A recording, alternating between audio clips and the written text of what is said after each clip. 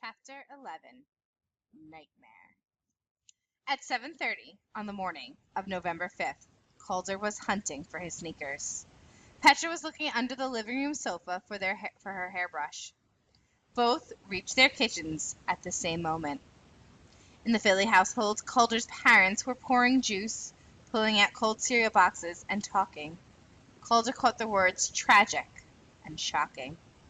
"What's the matter?" he asked. In Petra's kitchen, her mom was making cheese sandwiches and talking to her dad. Petra heard her mother say, "How could a thing like this happen? I mean, whose fault is this?"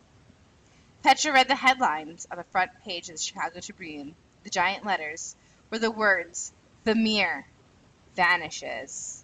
Irreplaceable treasure disappears between the Washington and Chicago area." Petra sat heavily on the kitchen chair and began to read. In 1665, Vermeer painting entitled "A Lady Writing" was stolen this past weekend when the transit between the National Gallery in Washington, D.C. and the Art Institute of Chicago. The painting was to be the centerpiece of an exhibit to open next week at the Art Institute. "A Lady Writing" is, according to the curators at the National Gallery, of absolutely incalculable worth. One of 35 known works by Dutch painter Johannes Vermeer, it is without doubt one of the most valuable paintings to have been stolen in the 20th century. Other paintings have been stolen, and I do have some articles on that you guys will get a chance to read also. In an emotional telephone interview, N.B. Jones, the curator in charge of arranging the loan, said, "This is every museum's nightmare. This is an exquisite and fragile painting that needs to be kept in certain atmospheric conditions. It is easily worth millions of dollars, but could never be sold on the black market. It must have been targeted for the theft by an individual collector. This is a tragedy of indescribable proportions." According to sources at the Art Institute, the painting arrived with armed guards late yesterday afternoon.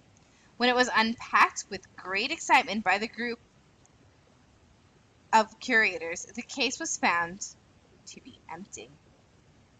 A printed note was taped to the packing material, and it read, "You will come to agree with me." I'm going to repeat that so you guys hear it. A note was printed, taped to the packing materials. It read, "You will come to agree with me." After every attendant and armed guard who ever was near the painting from the time it left Washington has been identified and is being held for questioning. Petra could hardly breathe. She had to find Calder. Calder listened to his parents read parts of the article out loud. "I knew it! I knew it!" he muttered to himself. "What's that, Calder? It's upsetting, isn't it?" Calder's dad peered at him over the papers. As Calder ran down the hall, he heard his father remarking to his mother, "Must have some spelling work to do today." Calder was down the steps in one leap, running toward Petra's house. He arrived just as she stepped out. One look at each other, and they both knew it wasn't necessary to break the news. They sat down on the curb at the end of Petra's walk. "We knew it, right? We knew ahead of time," Calder began fiercely tearing up fallen leaves. "Yeah, but we didn't really know." Petra's voice was struggling sounding. "Besides, who would have paid any attention to two kids talking about what sounds like a few coincidences? There's no question now that there's something really creepy going on here, and that we're somehow mixed up in it." Calder looked at Petra directly for the first time. "I mean, how could we have just stumbled onto this stuff?" Petra didn't disagree. "It sounds nutty to say, but I think the Vermeer woman is depending on us. Kind of like she's been waiting for us to catch up." They were both silent for a moment. Calder stood up. "So what do we do now?" "What Charles Fort would do. Pay attention and keep our heads up." Miss Hussey turned up at school that morning with her arm in a sling. She explained that the lights had gone out in her house the night before and she had fallen.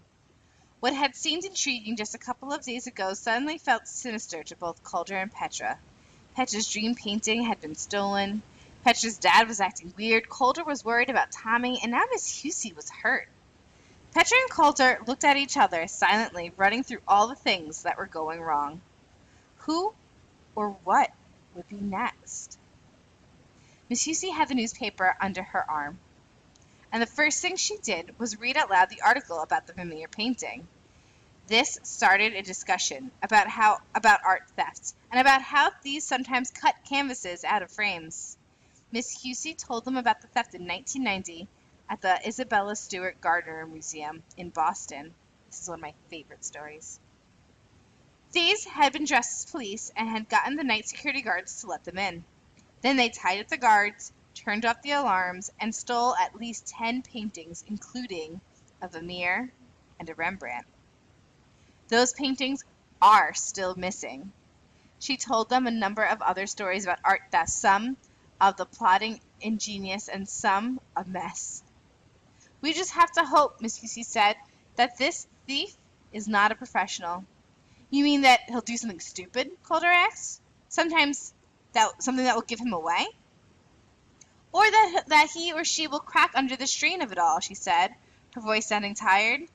I'm giving you free work time this morning. I don't feel very well.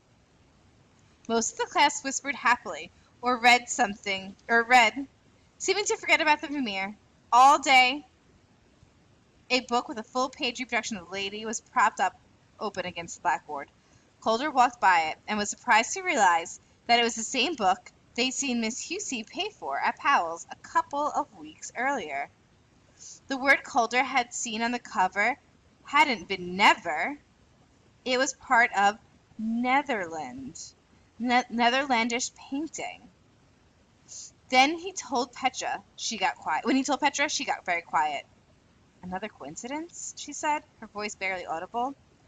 I didn't like the way Miss Hussey said that thing about cracking under the strain. She looks like she's cracking.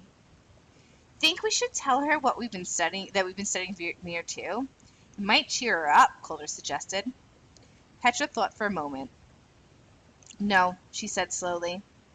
And I'm not sure why. I think she's in some kind of trouble, and I don't want her to think we've noticed.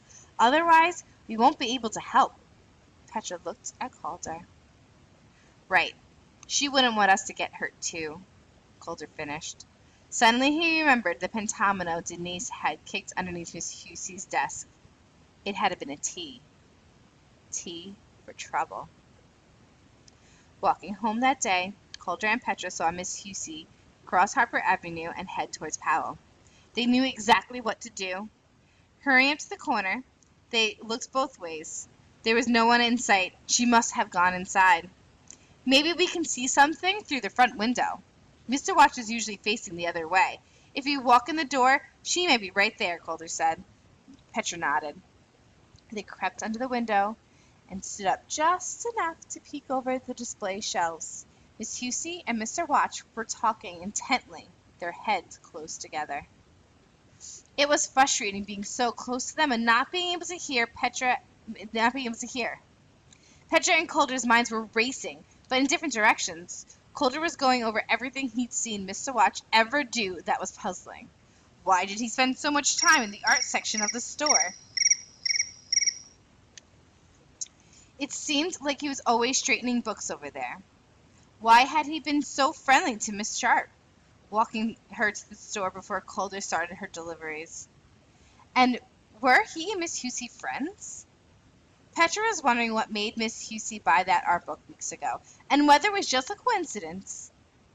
Miss Hussey was very adventuresome. Had she gotten herself in over her head somehow? Had she really just fallen the night before? Did her injuries have anything to do with the lady writing? Heading back down their block, Petra and Calder shared their worries. If they had turned around, they would have seen Miss Hussey and Mr. Watch leave the store together. Miss Hussey was carrying a thick package under her good arm. The Chicago Tribune editorial board printed this unsigned letter the following morning. Dear concerned art lovers, I am the responsible for the temporary disappearance of a lady writing. She remains in her frame, and no harm will come to her.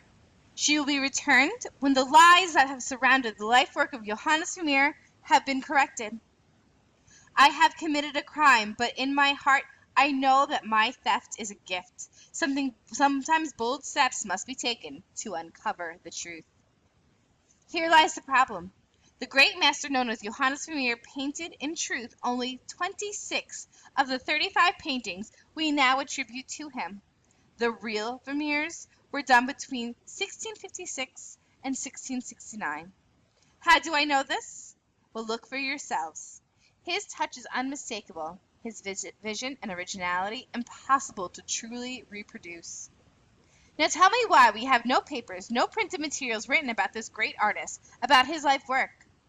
Why do we know so little about this man? I believe that this is the answer. Vermeer's followers, and perhaps even members of his family, those he taught and those who so greatly admired him, got hold of and destroyed his papers after his death. Then a number of works done under his direction or influence were sold as paintings, either executed by an immature Vermeer at the start of his career or by ailing artists in his late last years. Centuries went by, and Vermeer fell into obscurity. As the master's works became more and more valuable in the 20th century, those who owned these earlier or later paintings were, of course, uninterested in the idea that they might be in ownership of a painting done by somebody else. These paintings are currently in a number of big and powerful museums, including the Metropolitan Museum of Art in New York. We know that one. And the National Gallery in London. Who is now brave enough to correct these errors? Who but the public at large, those with nothing to lose? What should you do? First, you must simply go and look. Look at the reproductions in books about Vermeer. If you cannot get to the museums, ask yourself, after studying the great paintings of genius done by Vermeer during the 1600s and just before, whether these other works have the same magic, the same luminous glow, and the same secretive, dreamlike power. Well, do they? The greatest art belongs to the world. Do not be intimidated by the experts. Trust your instincts. Do not be afraid to go against what you were taught or what you were told to see or believe. Every person, every set of eyes has the right to the truth. These paintings will speak to you as they have to me. When you have looked as you have never looked before, you will come to agree with me. And then the record must be set straight. To do this, you must protest. You must be difficult and impossible to ignore. I hope you will write by the thousands to the museum officials, to the newspapers, to those in power. When the surviving life work of this great painter has been correctly identified, I will return the lady writing. I eagerly await your involvement, and I will be setting up a website where you may post letters on a computerized message board. This will be kept by me, and they will be read by the world. As for the 3 people who received a letter from me in October, you know who you are. I cannot thank you enough. The part you have played has been invaluable. I congratulate you on your pursuit of the truth. The uproar was instantaneous and dramatic.